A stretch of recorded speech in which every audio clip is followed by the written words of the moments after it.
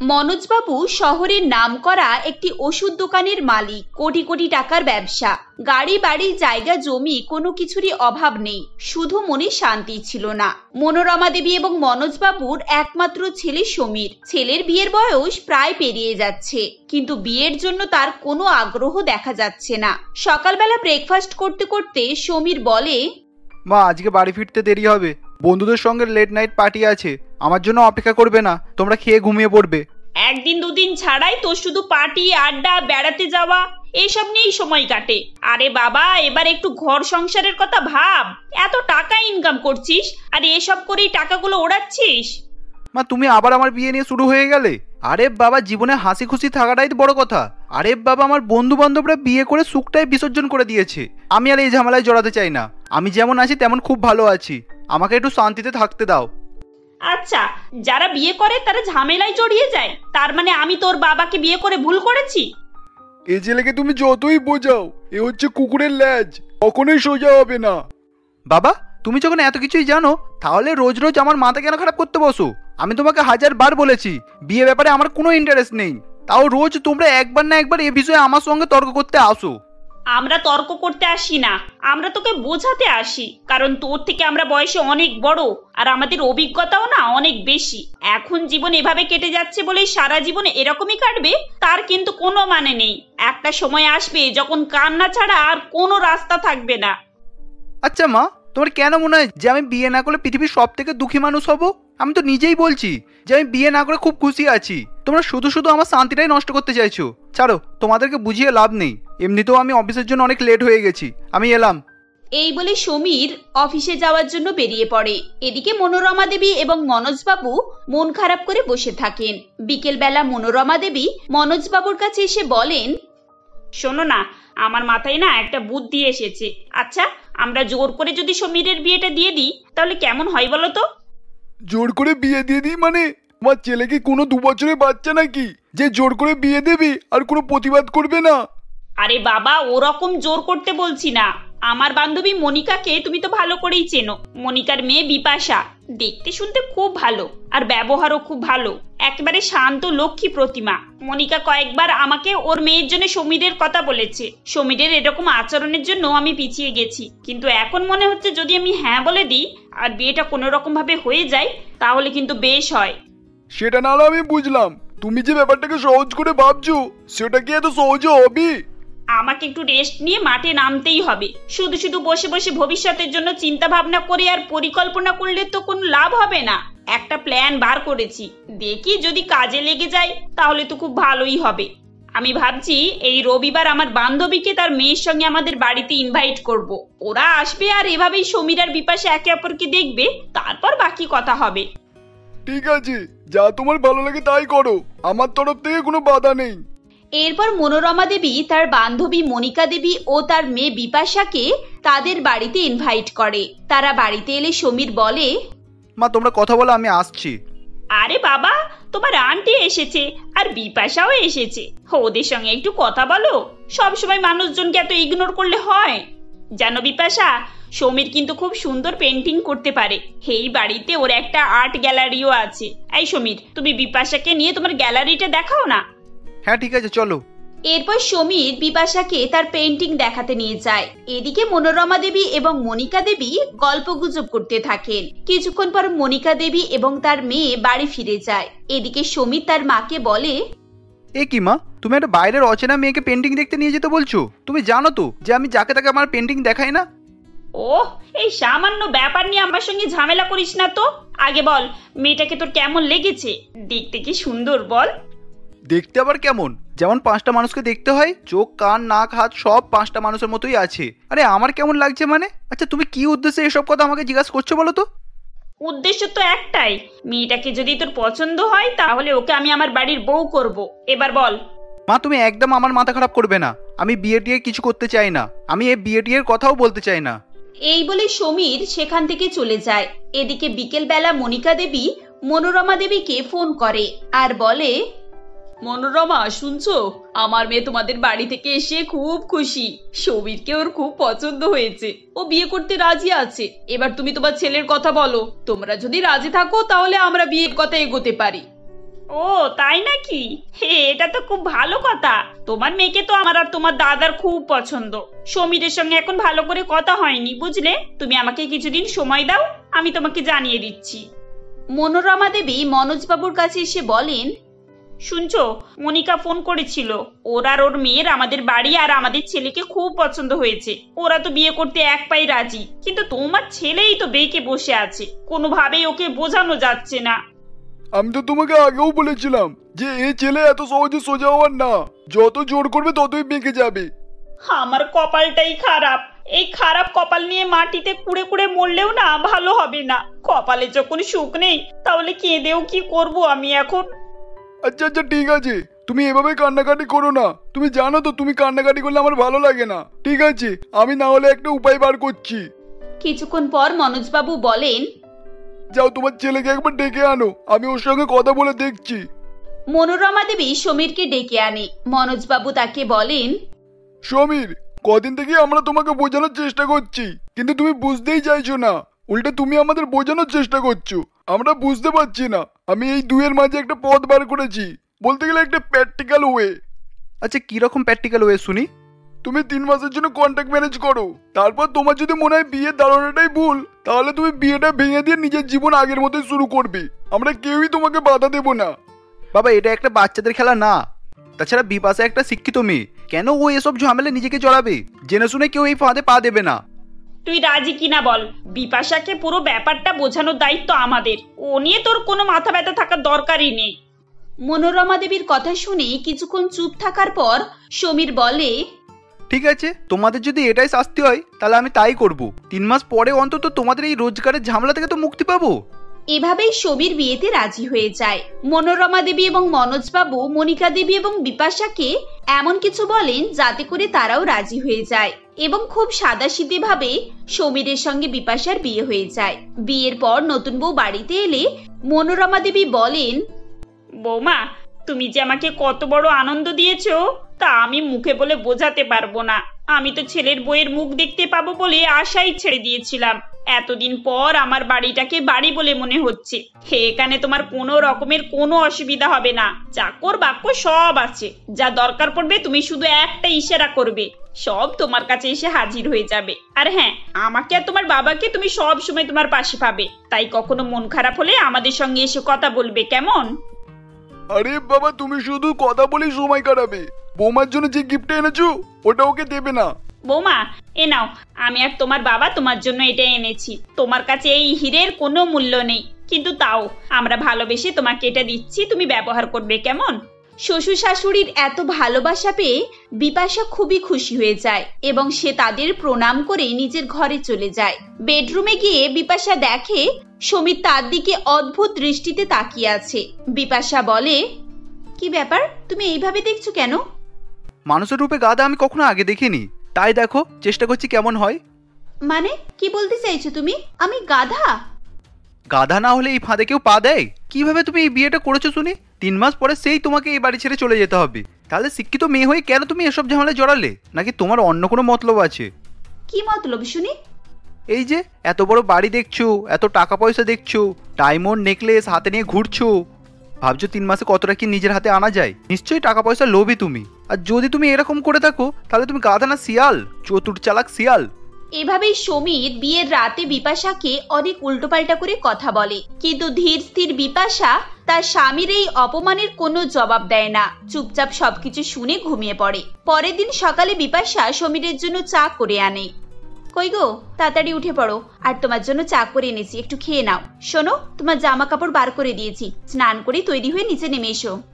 সমীর ঘুম থেকে উঠে চা খেয়ে তৈরি হয়ে নিচে নামে। সে দেখে বিপাশা টেবিলে তার জন্য ব্রেকফাস্ট রেডি করে রেখেছে। আমাদের বাড়িতে রাঁধুনি চাকরের পুরো টিম আছে। তোমাকে এভাবে দারোয়ানের মতো রান্না করে কে সাজিয়ে মাথার কাছে দাঁড়াতে বলেছে? তুই কি বলতো, বৌমা সকাল সকাল উঠে এত ভালোবেসে তোর জন্য ব্রেকফাস্ট তৈরি করলো, তাকে কোথায় দুটো ভালো ভালো কথা শোনাবে তা নয়, উল্টে তাকে অপমান করছিস। দেখো মা, এসব নাটক আমার দ্বারা হবে না। আমার উপরে এরকম কোনো ভাবচিন্তা রেখো না, কেন আমি এসব করতে পারবো না। এরপর সমীর ব্রেকফাস্ট টেবিল থেকে উঠে অফিসে চলে যায়।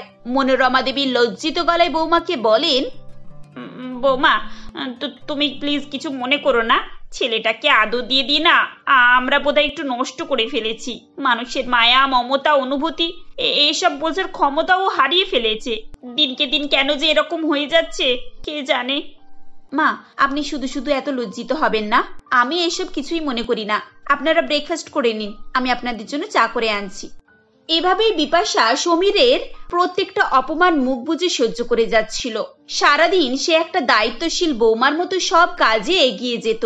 কি রান্না হবে না হবে সব রাঁধুনিদেরকে বুঝিয়ে বলে দিত এবং বাড়ির প্রত্যেকটা কাজে তদারকি করত।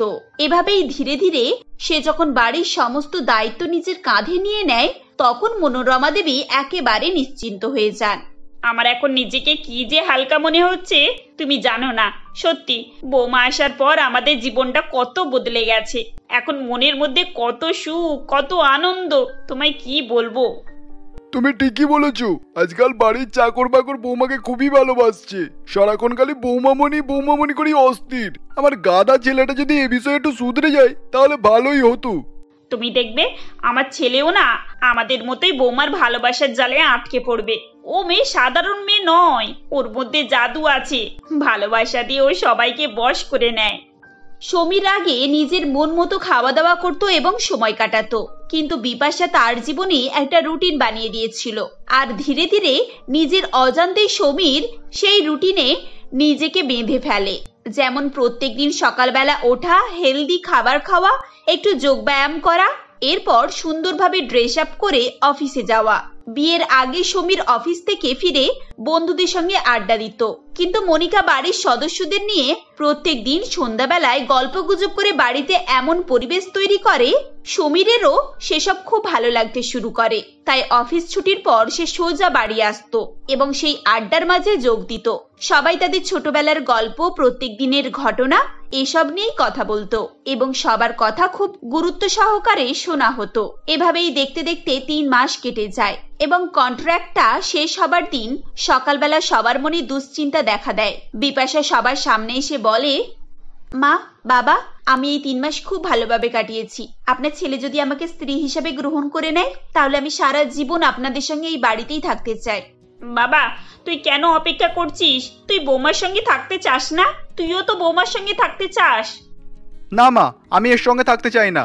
এই 3 মাসে আমি ওকে একটা মুহূর্ত নিজের স্ত্রী বলে মেনে নিইনি। শুধু তোমার জোরের জন্য আমি বিয়েটা করেছিলাম। 3 মাস শেষ হয়ে গেছে, এবার আমার স্বাধীনতা চাই, ব্যাস।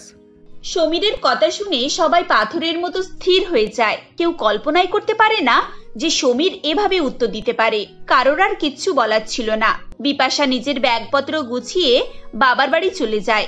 এদিকে মনোরমা দেবী এবং মনোজবাবু আবার আগের মতো চুপচাপ হয়ে যান। পরের দিন সকালে ঘুম থেকে উঠে সমীর চোখ খুলে দেখে তার পাশে বিপাশা নেই এবং তার বুকের মধ্যে কোথাও একটা অস্বস্তি শুরু হয়। এভাবে সারাদিন সে বিপাশার অনুপস্থিতি টের পাচ্ছিল।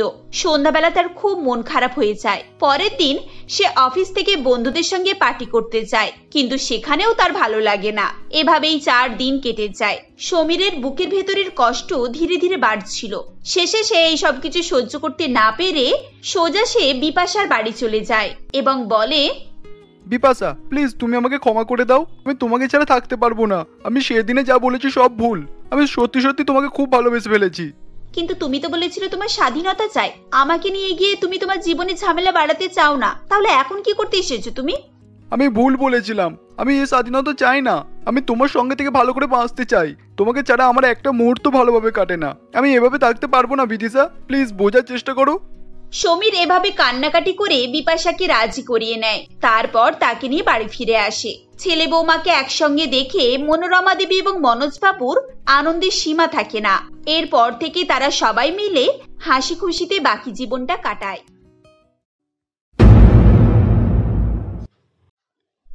রামগঙ্গা জিলা হাই স্কুলটি ছিল বরিশালের সব থেকে নামকরা স্কুল।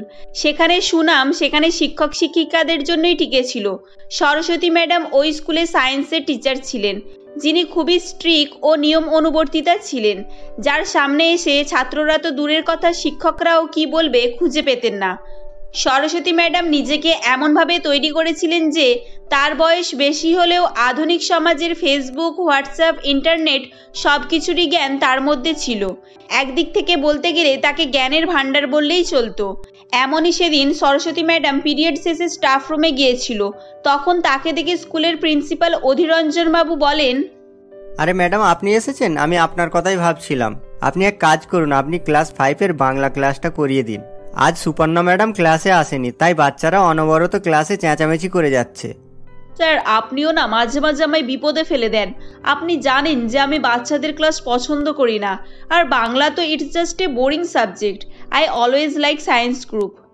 এখন কি করবেন বলুন? আমি আপনার সমস্যাটা বুঝতে পারছি, কিন্তু আপনার কাছে তো এটা একটা সামান্য ব্যাপার, তাই না? আপনি সব সিচুয়েশনই হ্যান্ডেল করতে পারেন, আর আমার কাছে দ্বিতীয় কোনো উপায়ও নেই। এখন আপনি যদি না করে দেন তাহলে ওদের ক্লাস মিস যাবে। ওকে, ওরা গন্ডগোল করছে তাই আমি যাচ্ছি। জানেন তো আমি চিৎকার চেঁচামেচি একেবারেই পছন্দ করি না। এই বলে রাগান্বিত অবস্থায় সরস্বতী ম্যাডাম পঞ্চম শ্রেণীর 19 নম্বর রুমের দিকে এগিয়ে যেতে থাকে। এবছর এই প্রথমবার সরস্বতী ম্যাডাম পঞ্চম শ্রেণীর ক্লাস নিতে যাচ্ছিল। না ম্যাডাম ছাত্রছাত্রীদের কাউকে চিনত, আর না তারা ম্যাডামের বিষয়ে কিছু জানতো। এরপর ম্যাডাম ক্লাসে ঢুকলে সেখানে সে একটি আলাদাই পরিবেশ দেখে, যেখানে সবাই স্কুল ড্রেস তো পরে এসেছিল, কিন্তু কেউ বই, ব্যাগ, খাতা কিছুই নিয়ে আসেনি। বরং বেলুন, রঙিন কাগজ, অভ্র আরও নানান রকম জিনিসপত্র নিয়ে এসেছিল ও সেগুলো তারা সাজাতে ব্যস্ত ছিল। তখন তাদেরকে দেখে ম্যাডামের মাথা গরম হয়ে ওঠে ও সে বলে, এই সিট ডাউন, সবাই যে যার জায়গায় যাও। আর এই যে তোমাদের হাতে ওগুলো কি? এখানে বিয়ে বাড়ি হচ্ছে নাকি যে তোমরা এত অভ্র বেলুন নিয়ে এসেছো? দাঁড়া, তোদের দেখাচ্ছি। এই বলে ম্যাডাম তাদেরকে মারধর করতে শুরু করে দেয়। এরপর তাদের মধ্যে থেকে বিনা নামের একজন বলে ওঠে, ম্যাডাম কাল টিচার্স ডে তো, তাই টিচার্স ডে বানানোর জন্য আমরা সকলে মিলে চাঁদা তুলে এগুলো কিনেছি। আমরা এটা জানতাম না ম্যাডাম যে টিচার্স ডে করার জন্য মার খেতে হবে। কি টিচার্স ডে? সেটা আবার কি? কই আমাদের সময় তো এরকম কোনো নির্দিষ্ট দিন ছিল না। আমরা শিক্ষক শিক্ষিকাদের দেখলে সম্মান করতাম আর তাদের আশীর্বাদ নিতাম। এদিকে পড়াশোনার নামে অষ্টরম্বা আর টিচার্স ডে বানাতে এসেছে। এসব আলফাল জিনিসে মন দিলে ভবিষ্যতে তোমরা মানুষ নয়, এক একটা গাধা তৈরি হবে, বুঝেছো? কিন্তু ম্যাডাম, সুপর্ণা ম্যাডাম তো আমাদেরকে এগুলোই বলেছেন, আর এটাও বলেছেন যে ব্ল্যাকবোর্ডে বড় বড় করে হ্যাপি টিচার্স ডে লিখতে, আর এটা করলে নাকি স্যার ম্যাডামরা খুশি হয়। চুপ করো, একেবারে চুপ করো। পড়াশোনার বাইরে একটাও কথা হবে না। উনি যেমন ম্যাডাম তোমাদেরকে ঠিক তেমনই তৈরি করছেন। ব্যাচ ছিল 2014-এর কুমারদের ব্যাচ। আহা, এক একটা সোনা, আর তাই গিয়ে সবকটা ডাক্তার, ইঞ্জিনিয়ার হয়েছে। ওই যে এমএলএ মহেশ, ওটাও আমার ছাত্র, বুঝলে? এভাবেই এক এক করে সরস্বতী ম্যাডাম নাম করা লোকজনদের কথাবার্তা বলতে থাকে। আসলে সে সত্যি সত্যিই বলছিল। তার কাছে পড়ে যে প্রতি বছর মেধাবী ছাত্রছাত্রীরা বের হতো এটা স্কুলে সকলেই জানতো, আর আজ ক্লাস 5-এর ছাত্রছাত্রীরাও জেনে গিয়েছিল। এরপর তাদের মধ্যে থেকে কিছু মেধাবী ছাত্রছাত্রীরা চুপ করেছিল, তারা অনুপ্রাণিত হচ্ছিল। অন্যদিকে পিছনে বসে থাকা কিছু ছেলে মেয়ে বিরক্তও হচ্ছিল। তাই পিছনে বসে থাকা পল্টু নামের একটি ছেলে বলে ওঠে, ম্যাডাম, আপনি মহেশ কাকার কথা বলছেন? কিন্তু মহেশ কাকা তো আগের দিন সরকারি চাল চুরির দায়ে পুলিশের কাছে ধরা পড়েছে। আহা গো সোনা আমার, এদিকে এসো, কই দেখি মুখটা দেখাও। আমি জানতাম লাস্ট বেঞ্চের ছাত্ররা এরকমই হয়। আচ্ছা, তোদের এত বুদ্ধি আসে কোথা থেকে? আয় এদিকে আয়, তোকে দেখাচ্ছি। কেন ম্যাডাম, আমি কি ভুল বলেছি নাকি? উনি চোরটি ধরা পড়েছে। যে চোর তাকে তো চোর বলবেই। আপনি বিশ্বাস করুন ম্যাডাম, আমাদের বাড়ির পাশেই ওনার বাড়ি। ও, তাহলে তুই এখন আমার সঙ্গে তর্ক করবি? তবে রে। এই বলে সরস্বতী ম্যাডাম পল্টুকে খুব মারধর করতে থাকে। তখন তাকে মারতে দেখে ক্লাসে সব ছাত্রছাত্রীরা ভয়ে জড়সড় হয়ে যায়। পল্টুকে মারা শেষ করে সরস্বতী ম্যাডাম বলে, এই বয়সে বড্ড বুঝে গেছিস তাই না? ও ওরকম বড়সড় পদে থাকলে একটু আধটু হয়। আর শোন, ওই পদে থেকে চুরি করতে গেলেও বুদ্ধির প্রয়োজন হয়। তোর দ্বারাই তো সেটাও কখনো হবে না। হ্যাঁ, আরও একটা কথা, আমি কালকে তোদের ক্লাস নিতে আসবো, আর আমি এসে এই টিচার্স ডে নামের আলফাল জিনিস না দেখি। আর সকলেই ভালো করে পড়া করে আসবি। এই বলে সরস্বতী ম্যাডাম সেখান থেকে চলে যায়। সরস্বতী ম্যাডামের শাসন ও তার তাড়া খেয়ে ক্লাসে সকলেই খুব ভয় পেয়ে গিয়েছিল। এভাবেই সেদিন কেটে যায়। পরের দিন 5ই সেপ্টেম্বর ছিল, কিন্তু আগের দিন পল্টুর মার খাওয়া দেখে কেউ শিক্ষক দিবসের নামই নিচ্ছিল না। এরপর আরও কিছুক্ষণ সময় অতিবাহিত হয়ে যায়। এমনই সময় হঠাৎ করে তারা সরস্বতী ম্যাডামকে সেখানে আসতে দেখে ও তারা বলে, এই অন্বেষা, আজও ওই ম্যাডামটা আসছে। এবারে এসে কাকে মারতে ধরবে কি জানি, আমার তো খুব ভয় করছে। আমাদেরকে কি বলবে? আমরা তো মন দিয়েই পড়াশোনা করি। মার খেলে তো ওই লাস্ট বেঞ্চে বসে থাকা পল্টু আর ওর বন্ধুরা খাবে। ওরা তো সারা ক্লাস গল্প করে যায়। তারা যখন কথাবার্তা বলছিল ঠিক তখনই সেখানে সরস্বতী ম্যাডাম আসে।